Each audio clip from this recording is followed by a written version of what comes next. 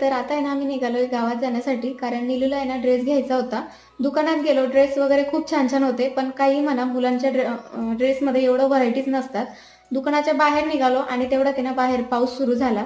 आणि आज आहे ना नीलूचा बर्थडे पण होता, म्हणून येताना आहे ना आम्ही केक पण घेतला. आणि आणि आज आहे ना बैलपोळा सुद्धा आहे, म्हणून आहे ना बाजारात खूप छान छान मातीची बैल विकण्यासाठी आली होती, म्हणून येताना बैल घेतली. आणि घरी येता येताच आहे ना आम्ही पावसात सापडलो, म्हणून आहे ना पूर्ण भिजलो होतो. आणि आरूला आहे ना मी दीदी जवळच ठेवून गेले होते, कारण पाणी पावसाचं वातावरण आहे, म्हटलं नको. घरी आले, छान गरम दूध घेतलं. त्यानंतर मी आणि आरू आलो होतो बाहेर पनीर घेण्यासाठी.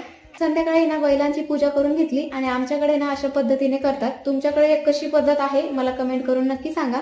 त्यानंतर मी ना स्वयंपाक बनवून घेतला, खीर, चपाती आणि पनीरची भाजी.